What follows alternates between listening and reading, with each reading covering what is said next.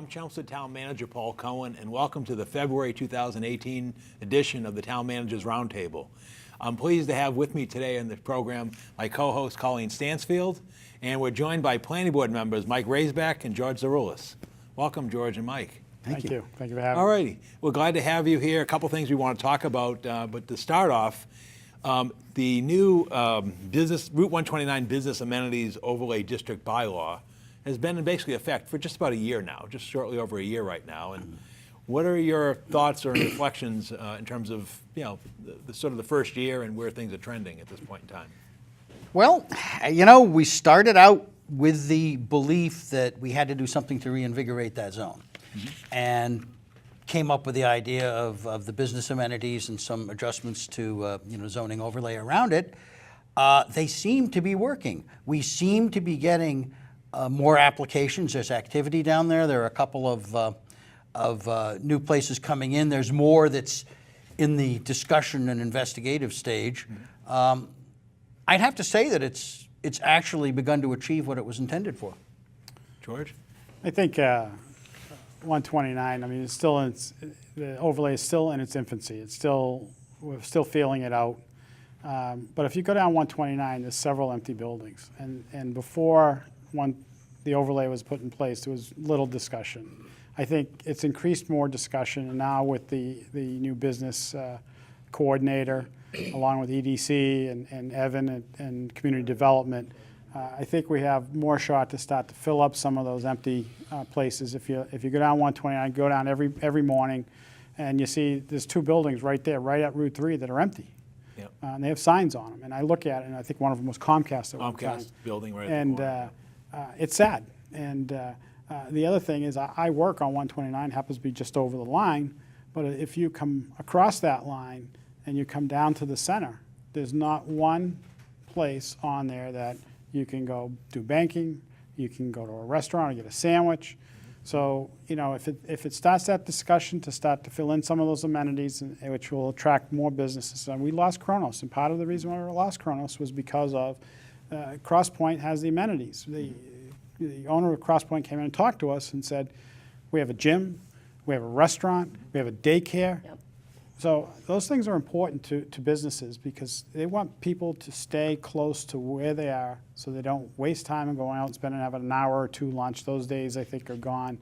And I think that we're starting to see some activity.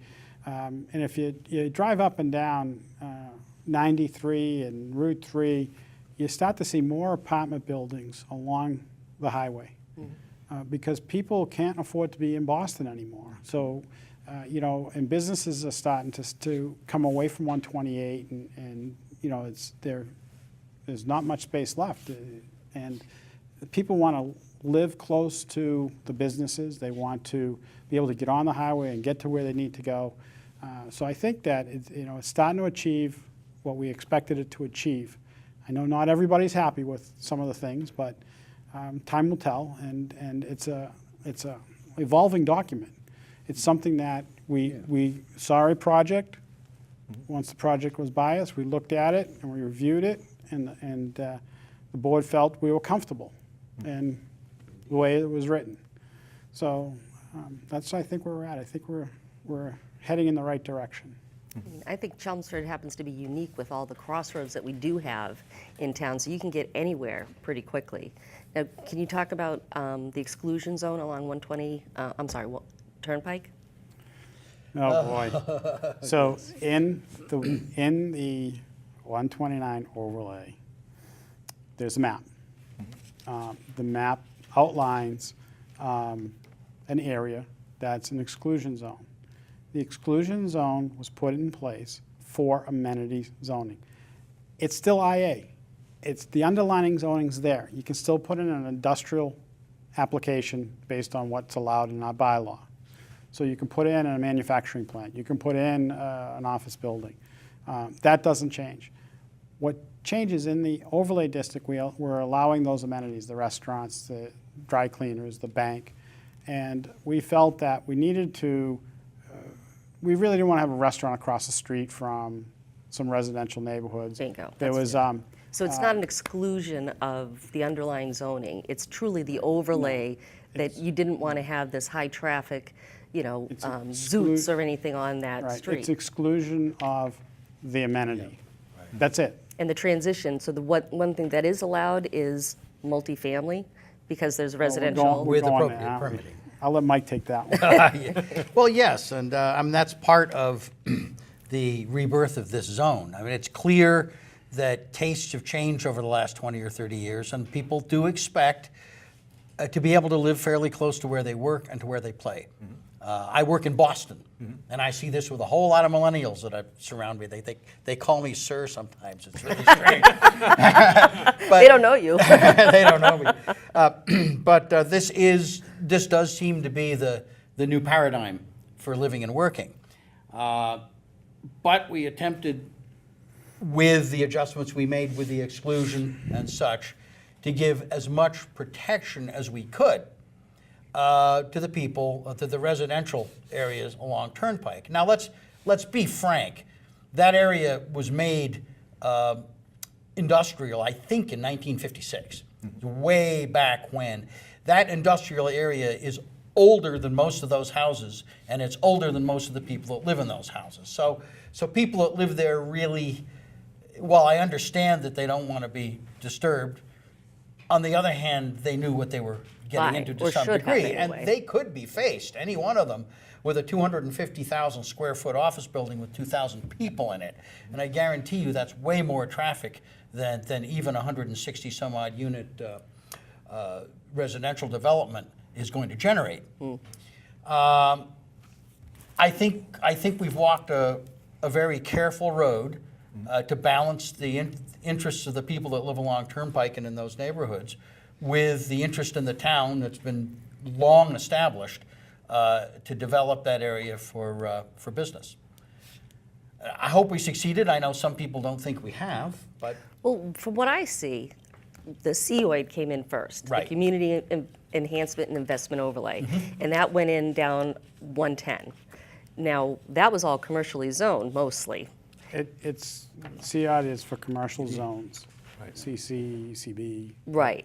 So along 110, what has changed is it's become very residential as opposed to commercial now.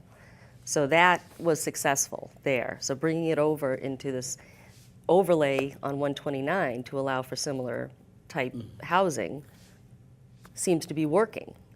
Well, I just want to remind you too that it could have been, if we didn't do this or look at residential, I know we're close to our limit on 40B. But someone could have came in with a 40B project and developed with absolutely no say and we would have no Well, control at all. of and us. exactly, that was So- the genesis behind the beginning of that, was it was our combatant to 40B. Well, it wasn't combatant. I think it was more of a, if it's going to be done, let's try to get more say. Whether it's aesthetics, more aesthetically pleasing, more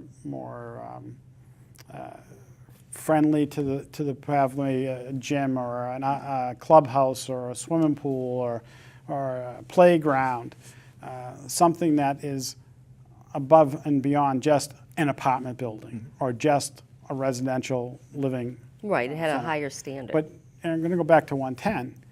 110 has quite a few businesses, but it also had quite a few residents. So where the old drive-in was, there's condos there.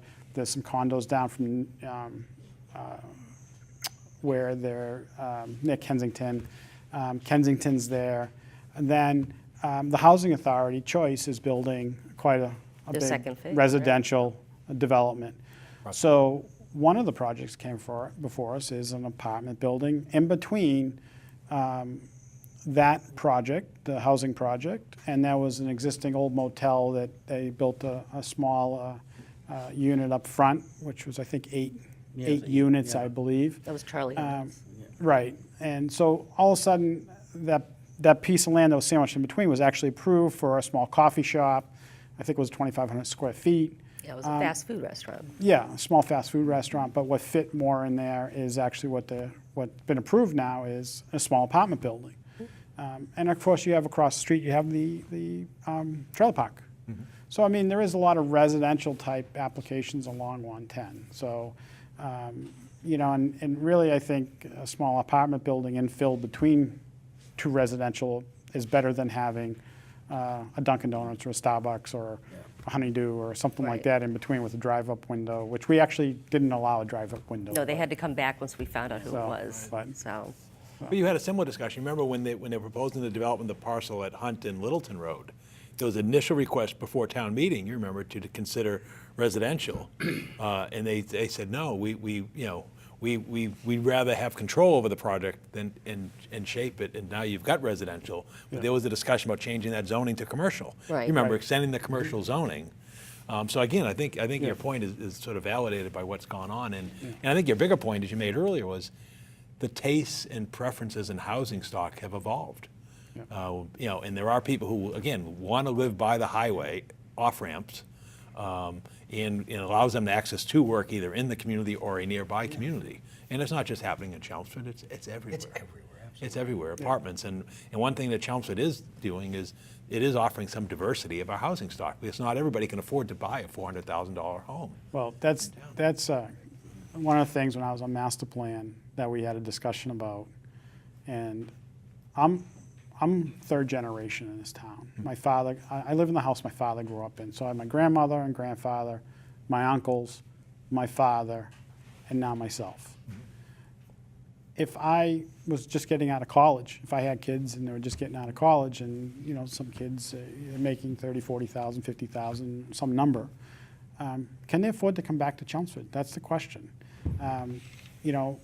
We've been fortunate that we've been able to maintain values in town and just the market we have, good school systems, we have services, we have trash pickup, we have streets are plowed and paved, and we have water, and we have now public sewer.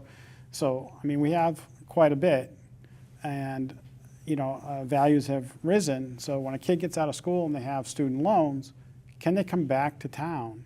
Can that next generation come back? And it's difficult. And with the inclusionary housing bylaw that's been placed, it's allowing some of these folks to come back to town and stay in town because it's giving affordable apartments that are more affordable, other than having ones that are $2,000 or $2,500 a month, which may be unattainable for some of these kids coming out of college. And rentals are huge right now, too. Yeah, and that's one end of the age spectrum that's affected by this. The other end of the age spectrum is the empty nesters, who there's something interesting about Chelmsford. I don't know if it's something in the water, I suppose, or maybe in the town government, but people don't like to leave. Yeah. And there are a lot of older folk that I've talked to who just would love to stay here. They don't need a 2,500 square foot house anymore. If they can get a condo or something like that, then they're more than happy to stay and continue to contribute in their own way. And that takes you to the vision of what we talked about for West Campus. One of the visions for West Campus is an age-restricted development, 55 and older, with cottage-style homes, 1,200 square feet, 1,300 square feet, maybe some garden-style condos, centrally located so it doesn't visually impact the surrounding neighbors, and basically an age-in-place, maybe an assisted living or something like that as well to go with it, but also to have a place that they can go and sit down and talk with their neighbors, a little community center, maybe play cards or dominoes or whatever they so choose, and maybe have an exercise room. Yeah. And that was the vision that came out of the West Campus Study Committee. And when you say cottage style, if you go up to, I think it's exit 1 in Nashua, and you get off the highway and take a left, and there's a fire station. Right after the fire station, there's a development, and you go in, and around the perimeter is they're like 2 and 3 unit, one level homes. And it's an age-in-place facility. It's quite expensive, that one, but the presentation that we had before us for that campus was to make it affordable, make it have Chelmsford resident preferences and veterans preferences. So we make sure that we take care of our veterans and make sure that we take care of our seniors or 55 and older folk that have raised a family here, that have a house that's 2,500 square feet or 3,000 square feet that's too big for them, with utility costs and that type of thing. Get them down to something that's more manageable that they can enjoy. And it's funny because I think it was Chronicle, I was watching there was a woman that won Mega Millions or millions, and she was getting quite a bit of money every year. And she took the 20-year payment, and they were interviewing her because her payment was up. And she went from the first thing she bought was the big lake house, and then she bought a smaller house. And now she's in a 1,200 square foot apartment, and they said to her, "Why are you here?" She says, "Because I like taking care of it myself, and I can take care of it." Yeah. You know, I don't. They said, do you still have enough money to buy that big lake house? She said, "I have enough money to buy plenty of lake houses and go all over the world, Yeah. but I like what I have, and I take care of what I have." You know, so I mean, that's my father's thinking about too. The same thing, you know. Now, that being said, the planning board has an article on this spring town meeting warrant to modify and amend the bylaw, the 129 overlay bylaw. Do you want to just sort of give a summary of We what? withdrew that one. The Well, only there was a that's large one. there. There's a small piece. Small in one, there. right, I'm saying the small one, The yeah. small one is just clarification. It Okay. doesn't change Okay. what the rules are. Right. It just makes it very clear to somebody reading the bylaws. We realized we had people coming in, wanted to do something under COA de Bayard, and apparently didn't always completely understand the way the bylaws were written. We just cleaned it up, and that's all it is. Okay. Basically, it's just the language. What happened is the CIOD came in first, and it basically said no residential in IA. And then we came in with the 129 overlay, and then that allowed residential in the IA, but it also references back to the CIOD. So there was some confusion and clarity, but we had some legal counsel that said, well, the one came in afterwards would override the old one if anyone looked at it. So we just cleaned up that language to make it a little clearer, and that's it. It's just a language issue. So But the IA that the residential is allowed in is only in the 129 overlay. That's I mean, it's not IA all over town. that's right. It's only within the borders on the map that's with the 129 overlay district, which is the IA district. So it seems to be a little confusion 129. on the density and that this was going to happen all over town. I've heard that said. So Nothing all over town has changed. It is exactly the same.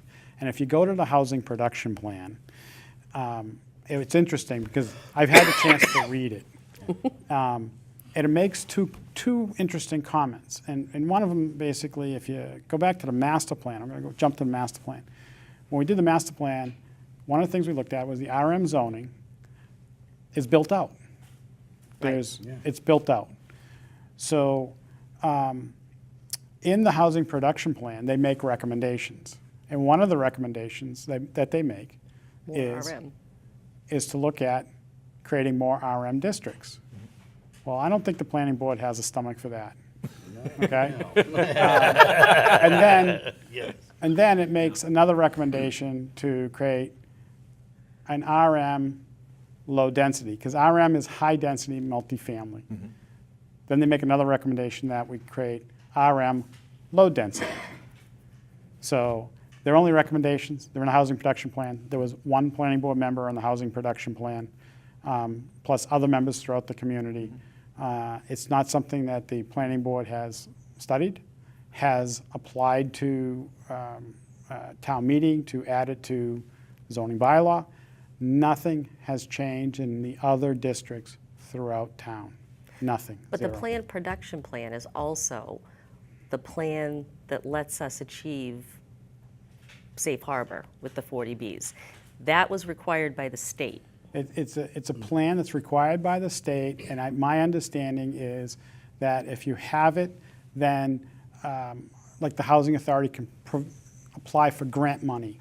If you show the plan. If you don't have the plan, it makes it more difficult for the housing authority or other entities to apply for certain grants or monies and from the state. But before we meet the 10%, if you say we had 69 units for this year that we needed to create, and we created 80, then we're in safe harbor with the 40Bs. I mean, we're not going to have to worry about that anymore. So, All I can tell you is the housing production plan is a mandated plan by the state. and we don't use it in And planning. the planning board has one member on that committee. And they have their input from the zoning point of view. And I think it's important to stress, because we saw this misconception reflected at the last couple of planning board meetings. It is in no way, shape, or form statute or bylaw. It is strictly committee report. And it's never been through the Attorney General. You know, the Attorney General wouldn't look at it anyway. It's not a bylaw. So it's not something that we have to Right. And obey in that sense. and bylaws have multiple steps. And if we want to add, change, or do anything to the bylaw, the planning board has to come up with the language. We have to hold a public hearing. Then it has to go to town meeting for town meeting to pass it by 2/3. It's not a simple majority, so it's a high threshold. And then from that point, it goes to the Attorney General for their scrutiny. And if it musters all those steps, It becomes law. it becomes part of our bylaw. If it doesn't, if it stops somewhere, That's it. we start all over. George, your term ends in April. How many years have you been on the planning board total, aggregate? Total is 13 years. Okay. Why step down now? When I first got on the planning board, I was told it's 2 meetings a month. Yep. Well, it is 2 meetings a month. And then I always sit on Northern Middlesex Council of Governments. That adds a 3rd meeting per month. And to do this job correctly, and it's a job, don't let anybody fool you. To do it correctly, it's not just show up at 7 o'clock on Wednesday, the 2nd and 4th Wednesday of the month, open up your paperwork and say, okay, let's go. To do it right, you need to take time prior to the meeting, study, understand, prepare your questions, so when the applicant comes in to make their presentation, you're prepared to see how that project applies to our bylaw, what they're asking, and it's a lot of time. And I want to spend more time with my wife. You know, she's a planning board widow at least 3 nights a week, 3 nights a month. And then I was on master plan, which was another 2 meetings per month. So it was 5 meetings a month. And then I was on the West Campus Committee, and that was every other week, so there's another 2 meetings a month. So it was 5 or 6 or 7 nights, but that doesn't include the nights that you study. And so all of a sudden, it's 7 or 8 or 10 nights. A couple nights a week. And it's time. We've got good people that we got a good mix of I don't want to say older blood, but people that have been on for 2 or 3 terms. And then we had a couple people that were willing to step up that are new. And I've served with a lot of people. I've served with Charlie Wojcik, Sue Carter, Pam Armstrong, Jimmy Good, And Bob Moore. Ann McGuigan, Bob Morse. All these people are good people. To this day, I see them, I talk to them, we're friends. We may not have, Bob Joyce. Bob Joyce. Okay? Yeah. We may not have agreed or disagreed on things, but we're still friends. And I see that I think there's a couple good candidates running, and it's just time for me to step aside for a little while, recharge my batteries, and I might be talking to you in 6 months or a year and see what else I can do to help out our community. select. Well, Put them on the No. tree committee. there will be an associate slot opening, correct? There will be. Yeah. Would you consider that, do you think, in terms of? No, Okay, so you won't do that again? no, Yeah. no. And I did that. You started saying that you did that, way. yeah. I started out as the alternate, and then when Jimmy Good stepped down, I ran, and I was fortunate enough to get in. And I ran 3 terms, and I said, I'm going to step away, and I stepped away. And I jokingly said We had a that, big party for You had a it. big party? yeah. And I jokingly said to someone, boy, I should have just ran for the alternate seat and stay on NEMCOG, because I really enjoy NEMCOG. Beverly Woods is a great director. She's got a great staff down there. They do good work. And lo and behold, it spread on Facebook or something, which I don't have. No, just like town, it just And happens. they wrote me in. Yeah. So I accepted the position, and then we had a member that resigned, and that seat came up. It was a 2-year seat, and I said, I'll wait and see what happens. And no one had pulled papers until it was almost the end of January. And I said, well, as the alternate, you get to speak, but you don't have full voting rights. And if I'm going to sit here and speak and then not have full voting rights, and the seat's going to be empty, I might as well run for it. And I put my name in, and I served out the last 2 years, so I have full voting rights. And I was fortunate enough that the present members allowed me to become chair. And I'm hoping I'm doing a good job. You know, my heart's in the right place, and that is what's good for Chelmsford is what my decisions have been made on. It's not what's good for me. It's not what's good for just Michael or Colleen. It's what's good for the town as a whole. And I hope that I've done that.